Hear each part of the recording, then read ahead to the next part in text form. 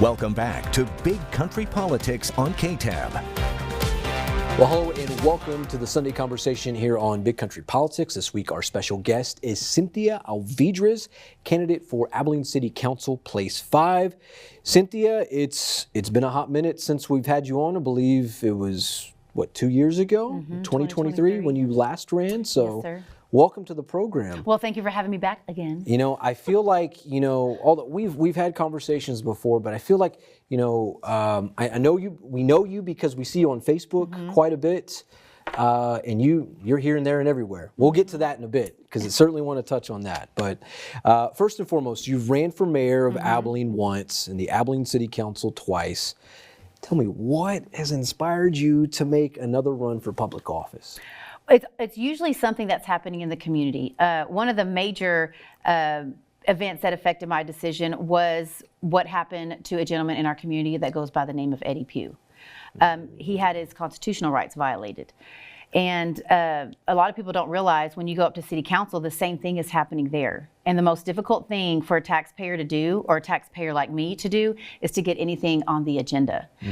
So I feel like in a way that's also a violation of our constitutional rights. But there was that, and there's a couple of other things that are happening in the community that have, grabbed my attention. And so I want to run again because I'm still not happy. I'm still not happy with what they're doing up at City Hall. Sure. During previous runs for office, what do you feel you've learned the most? Because you've had, this is what, the fourth run here, if you will. What do you feel you've learned the most? I've learned that Abilene is a business. People make a lot of money off of taxpayer dollars, and there's certain groups that run the town, right? So. You would assume that city council would be fair. You would assume that you'd be able to get your items on the agenda. You would assume that your particular parts of town have representation. But when you actually follow the Abilene City Council, you realize that none of that is true. I always tell, my reporters and content creators here, it's not what you know, but what you can prove, Are there things that, without naming people, are there things that you've discovered, particulars that have allowed you to kind of come out saying this? Yes, I'm connecting some dots here. I'm connecting some dots, and it's not really, it's not what you can prove here in Abilene. It's really who you know. It's really who you know. I mean, it's a little bit of what you can prove, but it's really who you know here, and who you upset here, and who you call out here. Because if you make the wrong move here, you'll be completely cut out. Completely cut out of city council. Again, your things won't get on the agenda, and that's how you get representation. You've got to get it on the agenda first, and they're blocking certain taxpayers, to include myself, from even getting things on the agenda. So you'll never get anything fixed because you can't even get them to discuss it, much less vote on it to approve it. Well, you're a well-known figure in the Abilene community, frequently appearing on social media. On your recent ballot application, you listed your occupation as a homemaker. How would you best describe your role and contributions to the community? Well, I was going to put single mom, but then I Googled is being a single mom an occupation, and it's not. So homemaker came up, so I just went ahead and put that in there. As far as describing my role and contributions to the community, I've been able to save the taxpayers millions upon millions of dollars. That one being that I'm able to get money's allocated towards infrastructure because our infrastructure is falling apart. You have millions and millions of dollars that are in our general budget, but yet we're asking for bonds, and then we're issuing certificate of obligations for a hotel that isn't a need, it's a want. That's something else that people still need to be aware of because it's still an issue. Our water and our sewer bonds were sold on the market. Not a lot of people know that. As far as the contributions to the community, I've saved the taxpayer money. I've been able to get monies allocated to certain things that every taxpayer will benefit from. And then two, just holding people accountable, not just folks up at city council, but my neighbors, because there for a little while I was beating the city up, and I was going after the city council, and I was going after the police department, and I was like, you know what, maybe we are part of the problem. So then I took it out to the community, and I'm like, oh, okay, well, there are some problems here that we need to work on. So those are really the roles that I could describe. I'm doing what city council members that got elected to do can't even do, and I'm not even, I'm a homemaker. I'm a single mom that doesn't have anything better to do other than get millions upon millions of dollars allocated towards infrastructure. Sure. Well, you're here, there, and everywhere. around Abilene in all hours of the day. What's your inspiration for going after the happenings in the key city? Because, my folks here at the TV stations, they see you out, and sometimes, and I'll give you credit where credit is due, because sometimes you do beat us out to certain things, which is a good thing. And you hold us accountable at that point. So tell me, what's your inspiration for going after the happenings in the key city? Well, one of them was to kind of see, okay, well, is our police department just going after people just because they want to harass them? Is the city council, are they going after certain people's homes because they just want their property? So I took it out to the community to kind of see, okay, well, let's kind of give the city council the benefit of the doubt. Let's give the Abilene Police Department the benefit of the doubt and kind of see what's going on in the streets. And we're all kind of at fault. The community's at fault. When you're talking about certain things, the city council's at fault, the police department's at fault, because we're all people. I think that's one of the things that motivates me to kind of go out in the community and kind of see what's going on. And another thing too is I'm a veteran. I'm an Army veteran, and what they taught us in the Army is you stay alert, you stay alive. So there was a little while we had fires going off in our neighborhood, and that's really where the Facebook page kind of started taking off. I mean, I don't know if you remember the St. Anne's Catholic Hospital right there on Hickory caught fire twice in 1 week. Yep. You cannot sleep whenever you have fires going up like that, especially as a single mom, when I'm trying to figure out how am I going to get 3 kids out of this house whenever this piece of property has been turned into code enforcement. I can't tell you how many times, and now it's going up in flames. So that's another thing is, that was instilled in me as a soldier, and so I'm going to stay alert, and being out in the community the way that I am, it allows me to stay alert. And it also allows me the ability to advocate on behalf of people, because there are people who contact me and maybe they have a pothole on their street, or maybe they have maybe there is an issue with code, or maybe you have individuals who have found themselves homeless. Now they're breaking in next door, and whatever ends up being on social media, if it's something that's needing to be fixed, it's been fixed 9 times out of 10. Yeah. Well, we're going to take a quick commercial break. More with Cynthia Alvidrez when we come back, candidate for Abilene City Council Place 5. We're talking about her vision if elected to the council. When we come back. Welcome back to Big Country Politics on KTAB. Well, welcome back to the Sunday Conversation. Our special guest this week is candidate for Abilene City Council Place 5, Ms. Cynthia Alvidrez. Well, I imagine you watch what the Abilene City Council does. Give them a report card. What would you say that they're doing good, and perhaps in your mind, what could be done better? I'm going to give them an F. I'm going to give them an F. Reason I say that. F. Flat out F. Yeah, flat out F. They're failing.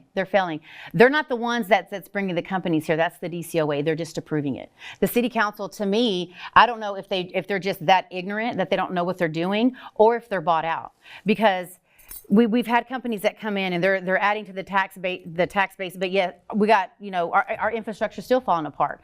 We have all this money coming in, but we can't pay for renovations of a recreation center out of our general fund.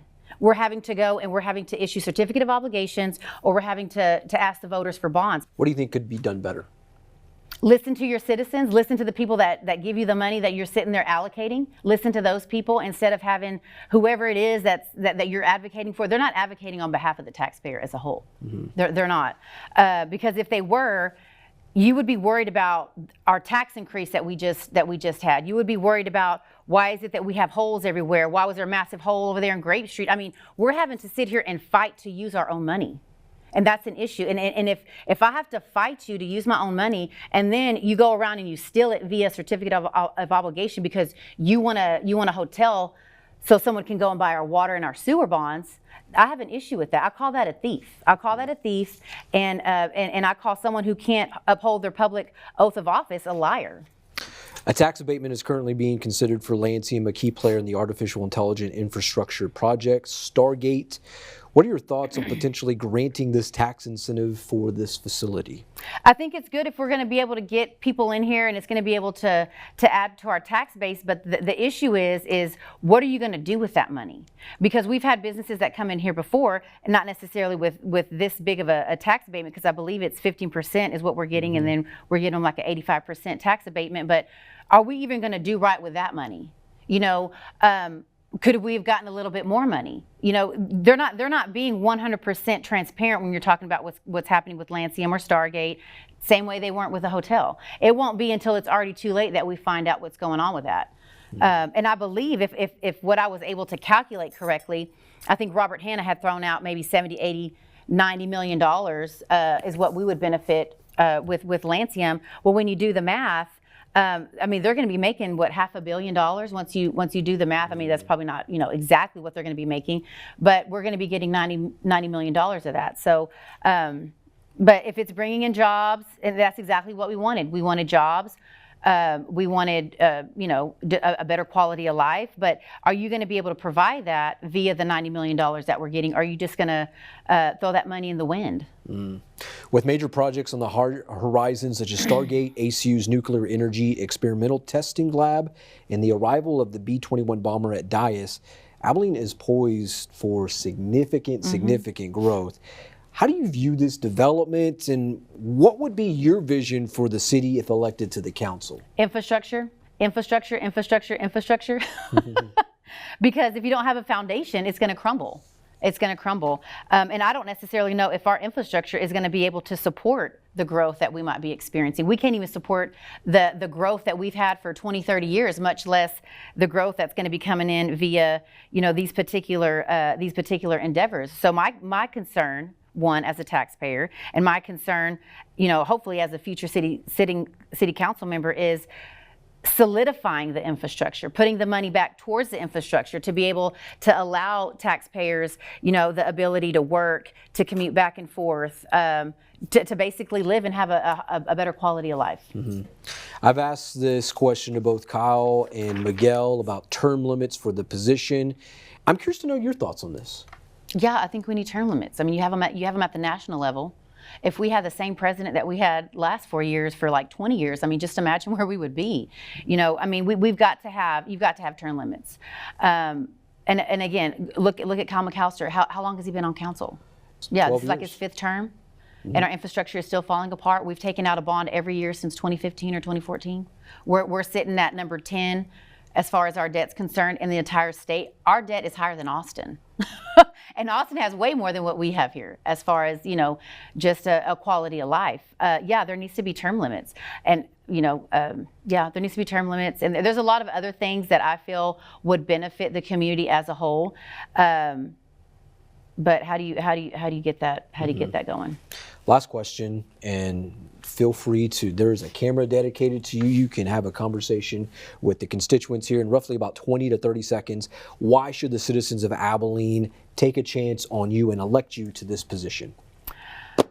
Well, if you're tired of struggling, if you're tired of looking at the potholes, if you're tired of getting, stolen from, I advocate. That's what I do. I advocate.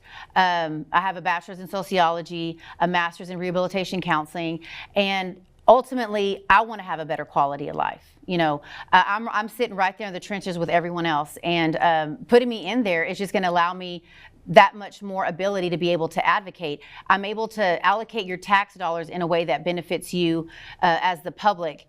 The issue is getting things on the agenda. Maybe if you benefit from them, or if they can benefit from you, it might get on there. But if you're just the average Joe trying to make it, more than likely, it's not going to get on the agenda. And I know I will never get anything that I want on the agenda because of just what I do in the community and holding people accountable. And,